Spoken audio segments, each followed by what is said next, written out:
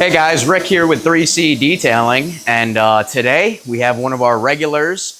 This is a TRX, and we're going to walk through, and I'm going to show you guys the procedure of doing the outside and getting it prepped for him to pick up. So I'm going to go over here.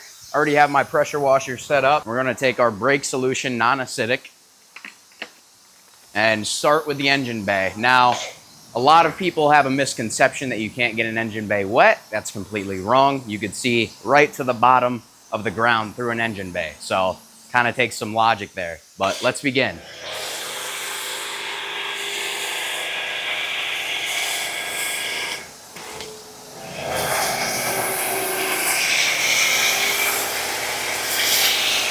Now you want to avoid the obvious spots. Don't soap up the battery and don't stay on the battery with the pressure washer. Now for tools, I like to use a wheel well brush and a smaller, softer brush for the finer details. So we'll go through here, start with the big plastics, lightly agitate the surface. Now this gets done once a month on this particular vehicle. It gets brought in, and we've really gotten a chance over the time to refine the process on the same exact vehicle. And this has allowed us to dial in our systems and get used to a constant, consistent canvas, which results in consistent work. So we're going to hit the top of the supercharger. Now, what I'm seeing is some rodent excrements up here. For some reason, it's very common. I've seen it on Mercedes AMGs with superchargers, Hellcats. For some reason, the rodents just love the top. Either way, we just want to make sure we're not scrubbing with this too much longer after hitting that. Drop it in that hot water, come up.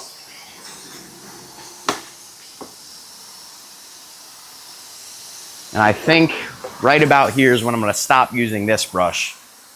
So now I'm going to go back up, take my soft brush, hit this paint.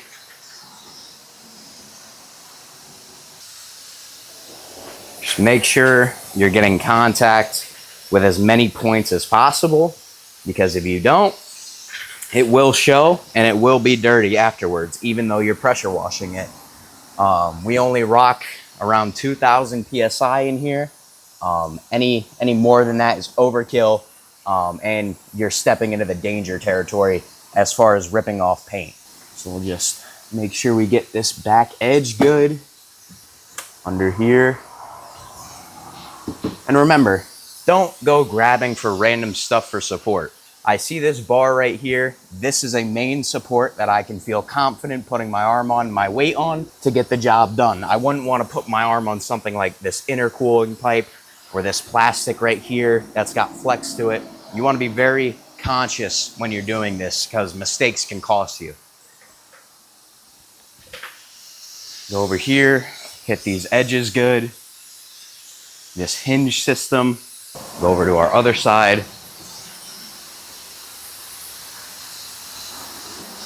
And that completes the cleaning process of our engine bay procedure. Just gonna go over with our pressure washer, rinse all of that soap. Once again, remaining very conscious of where we're spraying. I'm not even getting close to the engine bay right now. Just getting the hood, get around these edges. And then personally, I like to finish near the middle. Knock all that soap. I'm gonna get a little bit of elevation here. Clean the top of that supercharger head good.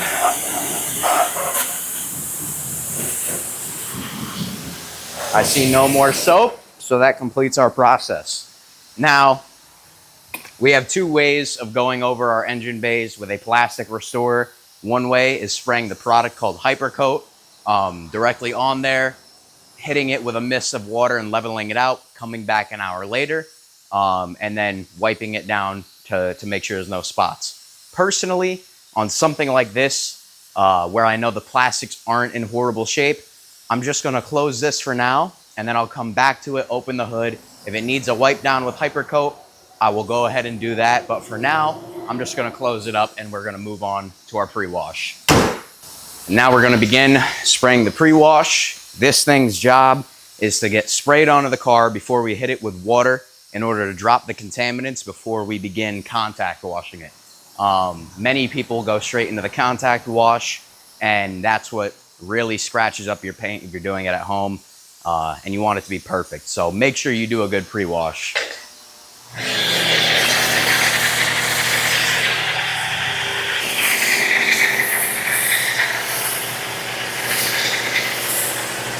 Now, we're going to let our pre-wash dwell for about a minute.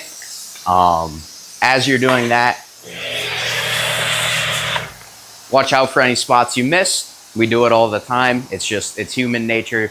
You may miss a spot when foaming up a car. Just make sure they're all hit, do a little walk around, and now we'll let it dwell. Now I wanna line myself up with this edge right here, only because I like hitting the back window as I'm hitting the roof. It makes it a little easier because sometimes you'll spray near that light or near the top of the sill and it'll kick up and go back onto the roof. I don't want that. I want everything going down. So that's just a personal preference thing when it comes to rinsing a truck in particular. Putting on a 45-degree bit. Always testing, spray away from the car to make sure your bit would never come off and make contact with the car. That's the last thing you want. I feel comfortable rinsing this pre-wash now. It's done its job. Going to begin hitting that corner. Step up and begin your rinse. The first rinse, in my opinion, is the most important because it's setting the baseline and getting you a clean canvas, particularly for your contact wash. This is a crucial step in a pre-wash rinse, and that is hitting all the seams and all the cracks. What this is going to do is release any dirt in those cracks, and along the door jambs, it will loosen up any dirt or debris in your jambs. So instead of completing the jambs during the interior, you can save your time and move on to the exterior without doing them. And as a result, you can come back and have cleaner, more refined jambs to clean. All the dirt is already loosened up or rinsed away in a lot of the cases. So I'll go up here, get right into my jam. You'll hear that seal pop. Now it's not popping out of place, you're just temporarily moving it and allowing the water to get through. Now, I would not recommend doing this with anything above 2,000 PSI, only because getting this close would not be safe. We're gonna work our way to the front, hit this other side of the mirror, and then I'm gonna stop on the windshield and then make my way back. That way I have a nice capped point, and that capped point would be the front end. If this was reverse, I may switch it up. I may work my way to the back end, but for now, getting a good rinse on this side, and we'll walk back.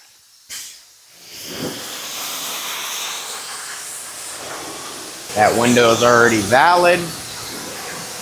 Now, a lot of detailers also miss out on the last rinse, and they'll skip rinsing out every crack and crevice. What that does is it results in you blowing out excess soap after rinsing the car. Once you're moving on to your dry step, you pass a panel or you pass a tail light and soap gets blown out. Now that soap is on the surface. We always wipe down cars after a blow dry, but it's the fact that the soap is still there and it wasn't completely removed. So we like to completely strip any soap out of any crevice, specifically on the last wash. Now, as we're doing this, I'll give the wheels just a little tap. My primary focus when rinsing the wheels on the pre-wash step is getting the actual well itself. That's where most of your dirt is hiding. We'll move on to the back. Now, the TRX rear lights in particular love to hold soap and debris. So we're just going to work our way down. Any detailer knows what's going to happen if I hit this bumper straight on. So we're gonna back up and angle our stream. Try to get it moving in one direction. Now this truck in particular, being a main truck here at 3C that comes in on a monthly basis, we know what we're getting into, we know what to expect, and we know how we left it last time. So there's not a ton of dirt built up. This isn't the worst example of a TRX is what I'm saying. There have been worse out there. Most of the things that I'm saying apply to a extremely dirty vehicle or a vehicle that was unkempt. And if you just stick to the same procedure, you'll always have a perfect outcome with any vehicle. I've gone over on that side and I've kind of crept my way up, coming to a point on the front end. So I'm just going to carry on. I've already hit a majority of those doors on that side. I just want to get the mirror a little better and maybe the passenger front door. So I'm going to start, I'm going to blow out the hood, complete the front end, and I'm actually going to point to that mirror. That mirror is going to be my last point of rinsing. With something with a flat hood and no vents, you could typically bang through it, but something like this, I have to go with a little bit of an unorthodox style. I'm going to spray the vents first because I know they're going to blow out. If I rinse this entire hood now and then go for that, it's going to pop out. I know it'll come out. It'll be dripping down here or dripping up here. So I won't even waste my time and I'll jump straight into rinsing those, getting all of the soap out.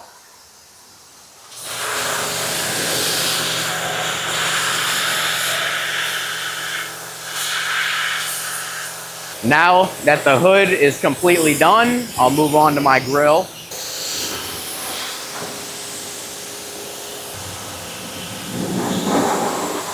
Now the front grill in almost any vehicle besides the Tesla is going to hold the most soap. In every single one of these grates and every underside of a piece of trim, that is all going to hold some level of soap. So take a minute and make sure all of that is gone, because after this pre-wash, we're going to move on to the wheels. And this will be sitting for about 10 minutes. Big swoop just to make sure there's no overspray or soap that hopped over. Flush this mirror out very good. Get the under, get the over.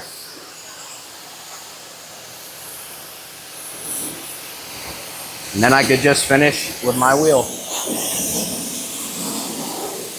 And now we're going to move on to doing our wheels. We use Gliptone non-acidic wheel cleaner, also known as Brake Buster.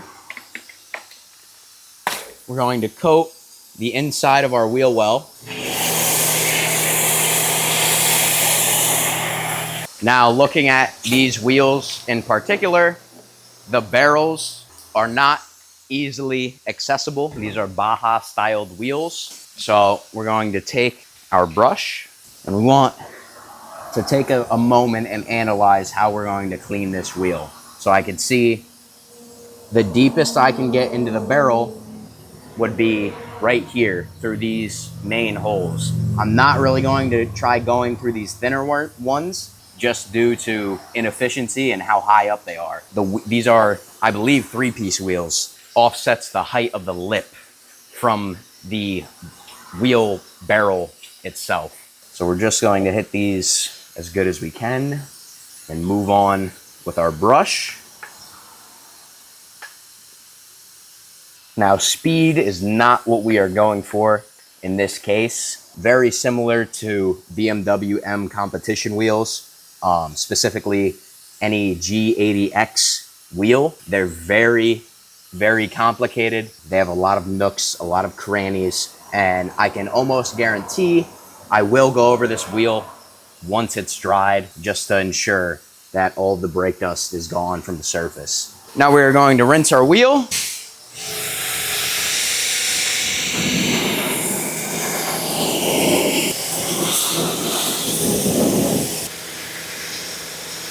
And now we're going to repeat that process 3 more times. So right now, I'm refilling my foam cannon with Avant-Garde Automotive Shampoo. It's the only automotive soap that we use in this facility.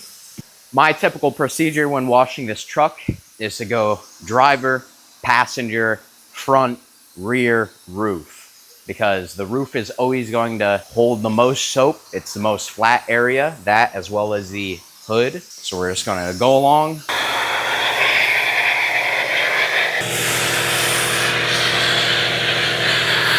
Now, as you can see, we have two buckets. One of these buckets is a rinse, and one of them is a wash. Our rinse bucket is meant to drop any contaminants that got onto the mitt from washing, and then our wash is meant to reapply the soap. So we're gonna go along, start from the top. Now, you have two sides to your mitt. Right now, I'm just going over the glass and a little bit of paint around this trim, making sure I'm getting inside of this cover. Go over, we'll do our mirror with the same side. And now I'm going to flip my mitt and just knock out this fender real quick. Into our rinse, give it a little shake, back into our wash. And now I'm going to knock out the one side of the tailgate, or bed rather, not tailgate. At some point, I'm going to have to start going down on one of these sides. This one will be that side. Work my way all the way down. Dirty side, clean side, work my way down. And that is how you get an entire bed side with two sides of one mitt. Now we're gonna knock out these doors. Now white is the most forgiving color to go hard on. Not saying I'm using a lot of pressure, but I'm also not going the lightest I've ever gone. This is a white car. White doesn't really show scratches. It's the opposite, actually. Black shows the most. So we're just gonna go along, hit it with this, and then after we do our contact wash, we will spray it in a product called Iron Eater, which is a wheel product that breaks down any iron deposits or brake dust. And on a white vehicle, you get a lot of contamination. Just gonna go over this fender one more time because I feel like it. Get this TRX badge good. And that completes our one side. Just gonna give it a little rinse, just to wash out some of that stagnated soap. This will be rinsed thoroughly at the end of the contact wash. So this is just purely to minimize the amount of soap sitting directly on the surface, drop some of the dirt that we just loosened up during the contact. Now I'm not really too worried about the bumper. I just want to rehydrate the surface a little bit. One side complete. We have our driver's side all finished with the contact. Now we're going to move on to the passenger side.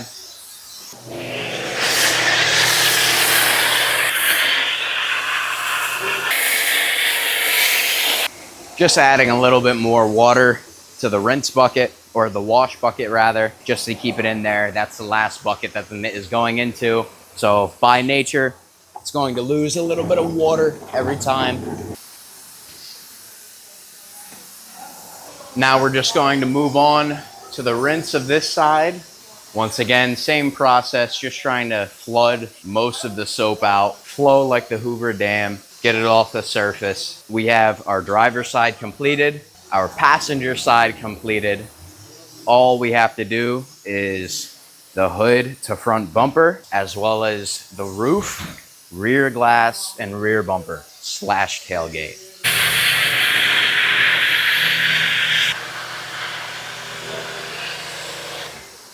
And we'll knock out the windshield on this too. Now I'm putting my ladder right here because I'm gonna start with the area gravity affects the most, which is this vertical edge right here, AKA the bumper. It's falling off as we speak. The soap is naturally wanting to just drop and do its job. We're gonna go along here. If you look at the hood is no issue at all. That soap is staying stagnant. It's sitting there. It's doing exactly what I want it to do right now. Now, halfway through, I'm going to do a flip. Now, while I'm here, I haven't done my flip yet. I'm just gonna do it now. Knock out this windshield real quick. And I'll repeat this process for both sides. That is minimizing the amount of times we step away from the area we're working on. helps conserve a little bit of energy, and overall makes the detail go that much quicker. Especially when you're working alone, you want to be as efficient as possible.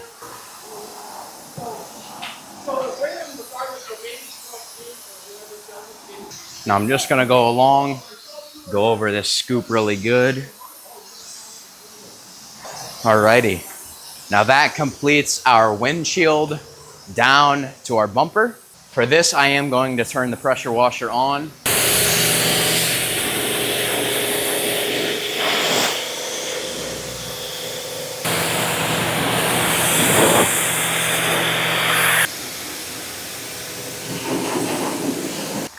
We have two things remaining: the roof and the rear area.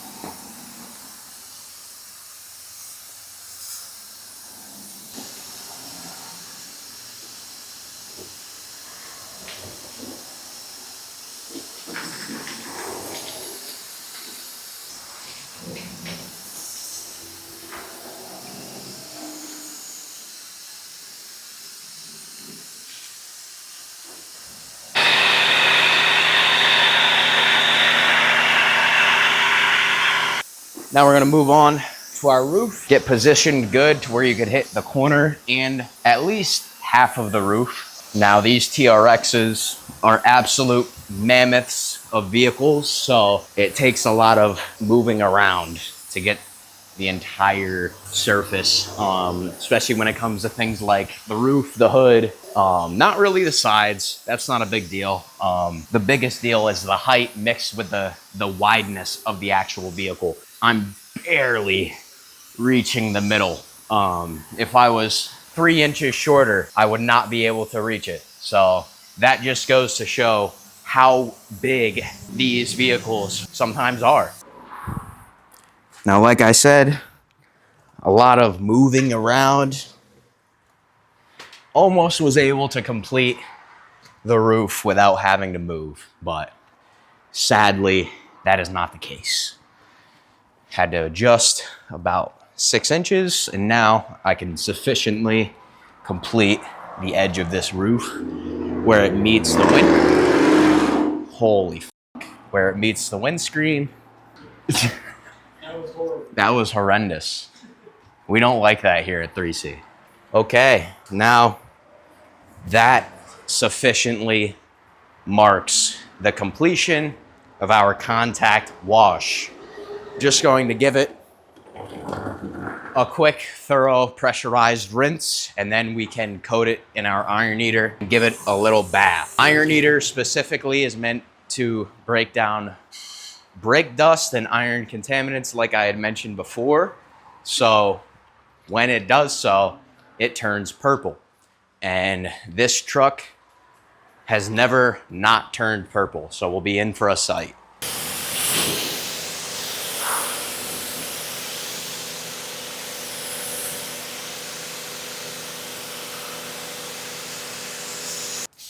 We're just gonna start spraying. Get a nice thorough coat. Now, I'm really not trying to hit the plastics. I'm only going for the white. Just trying to strip any contaminants in there that are iron deposit, road grime, anything that this bad boy can break down, we can get out, and it'll just make it that much whiter. Now, as the product begins to work and break down the iron deposits, it will turn purple, and it'll also indicate to us where the particular bad spots are. The only part that I'm not going to hit, because it's a waste, is the roof. The roof is the last thing. It's the farthest thing from the actual road. And typically, we don't see any result when we spray it onto the roof, but we will hit these pillars. This chemical is most comparable to like a rotting egg or something of that nature. It's very strong and it's very rough on the nose, but it works. It's a powerful chemical that has a powerful role here. My suspicion is that our tailgate is going to be the worst spot. Now, if we look close, we can see all of these dots in the paint right here. These are all spots where the iron eater is catching something and breaking it down. And as you can see, if I wipe my finger, completely gone. And these are mostly small micro deposits that you can't really see just barely looking at it.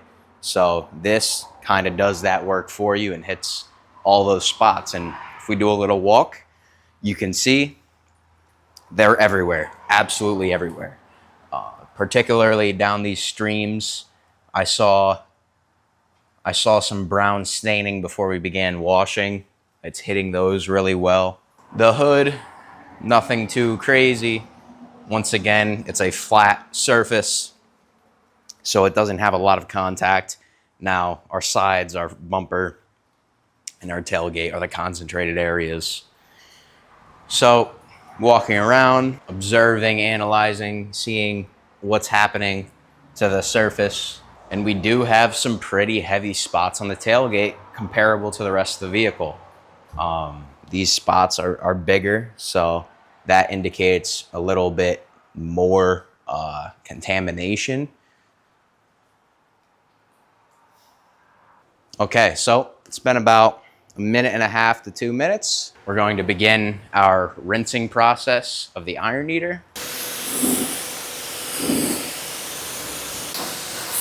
Now I'm really going overkill on this final rinse because I did introduce iron eater to the surface. So the last thing I want, especially before putting Fine Lab hybrid ceramic, is for any iron eater to be trapped or left on there, resulting in some sort of etching on the paint, plastics, metal, anything of that sort.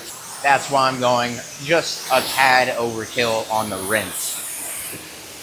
Now, once I get to a point on the body where I feel like we are valid, I will go and hit the wheel wells and wheels one last time.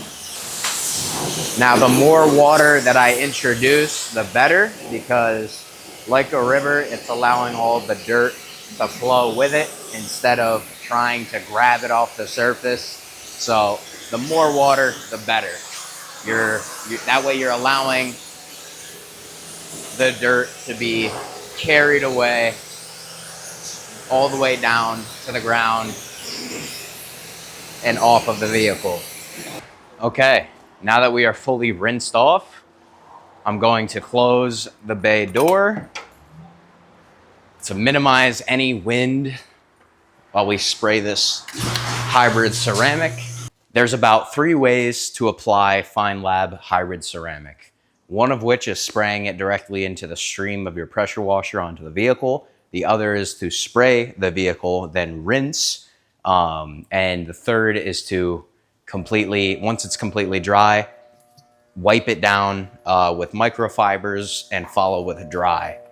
So to help us dry it off right now, and for maximum adhesion, I like to go and spray. We've had no issues with this particular hybrid ceramic having any sort of weird spotting when we do this or odd etching.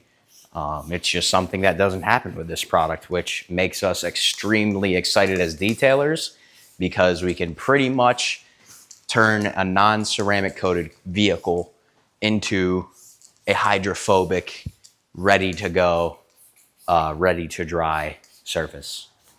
Now the glass is already quite hydrophobic. Doesn't mean we're not going to hit it, but we're not going to go as heavy on the glass as we are the rest of the body. I'll remember what it looked like before. Now watch what happens once I hit it with this water.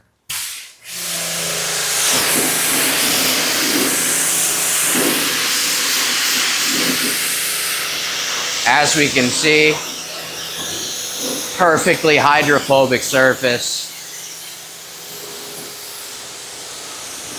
Completely even. This is that other method I was speaking about where you can spray it directly into the stream.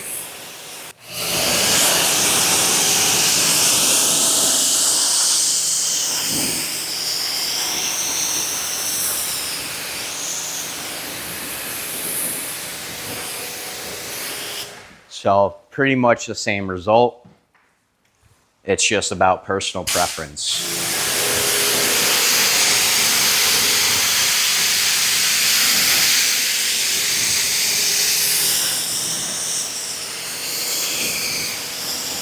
If I see any spots that are slightly off or not as even as the rest of the surface, just going to give them a little tap.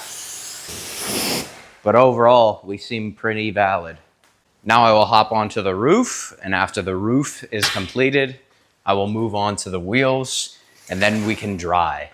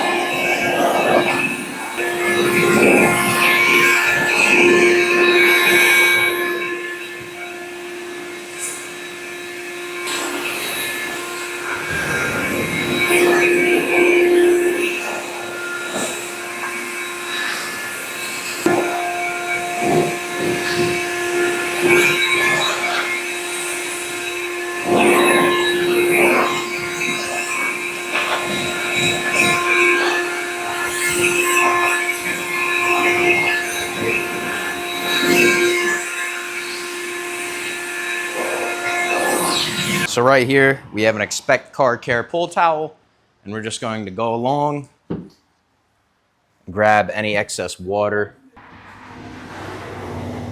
Now, as we can see, the towel is just absolutely gliding on this surface. I can pretty much put it anywhere I want with the spin of a hand. Now that is due to our hybrid ceramic from Find Lab. Now this towel is going to be used after wiping down the paint to pick up the excess water on the bed cover. And then after that, we're going to use the same towel to go over our softened jams. And then once that is complete, we will pop the engine bay, see how the engine bay looks, judge whether or not it needs some hyper coat. And then once that is complete, we move on to the final touches, which are wiping down the wheels and applying our tire shine. We've completed the wash. We've done all the steps. Our coating is on. Time to come back to our engine bay and see how it looks before we go lifting it up. Preemptive wipes on the bottom and this lip right here, just so we don't lift it up and get it all over the fenders, and try to minimize it as much as possible. It will happen, but... And there we go. As we can see, our plastics don't appear to be faded out. So I'm just gonna go along, wipe up all the water so that it doesn't dry out and leave behind spots. At the end of the day, it's just plastic. Now this is a move only for the most advanced of detailers, especially above 225, such as myself. It'd be horrible if I ate shit. Now, I wouldn't say go ahead and wipe this water right away. Look at your rag first. Now, these particular rags are APC regular detailing rags, and they have two sides. So we have a longer wool side and then a shorter side. I use that wool side on the engine bay. So I'm gonna use my shorter haired side check along, make sure there's nothing obvious on the surface, and just pick up that water really quick. Barely even gliding along this headlight. Not going to touch the paint right there with this rag. Just want to get these plastics. Make sure you're getting deep in there where the water's actually coming from and not only the beads, because 5 minutes later, it's going to be there again if you don't. Hit the underside. Okay, and that is our final product as far as the front end goes. We're gonna let it dry out. If any residual spots pop up, we'll just hit them real quick. So now we're gonna move on to the final step of this detail, which is the tire shine. We use the wet look that I spoke about before, right here. Great product, but for this application, we're going to need a special applicator.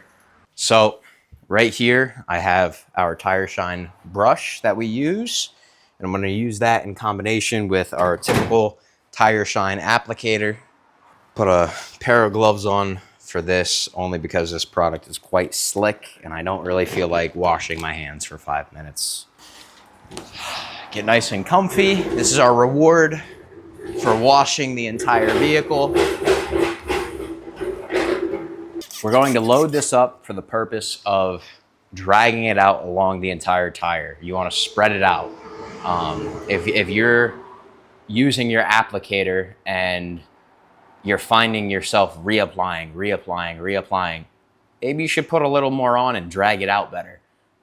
If you can't drag it out the right way, then that's simply a skill issue. So I'm just going to go along, not going to start at the bottom, because as soon as this makes contact, it's going to want to drip.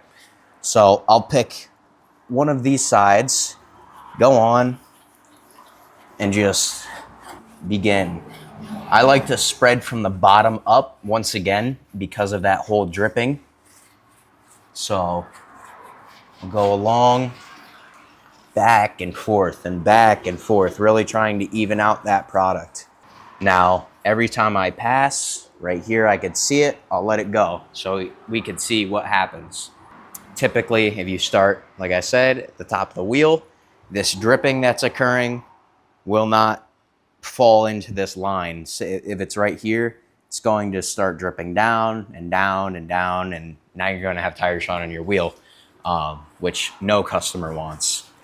So we're going to take it out, continue to just work it along,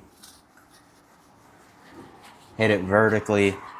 Another crucial step with tire shine is making sure once you move the vehicle into its final position, for this truck, it's going to be out front. Make sure you go over, and during your performance of the once over, make sure you hit this spot at the bottom, because there you can only reach so deep, and 100% of the time you will miss that and it will need to be gone over. Doesn't really matter how good of a detailer you are, it's just something that comes with the territory. So going to do our best to try make sure that's evenly across. Few taps in our regular applicator. And do the same thing we did with the brush, just with a different form. Go along, making sure you're getting every edge of these letters. Back and forth, the whole rigmarole. And then I even like to go up top and grab a little more from that excess tread.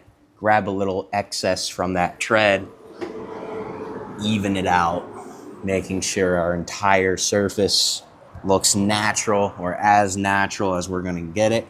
Being very aware of the edge where the tire meets the rim. Now, these rims will get wiped down. That's why I'm doing the tire shine now. And that's going to complete our last step of the detail. I wanna thank you guys for watching. This is Rick from 3C, signing off.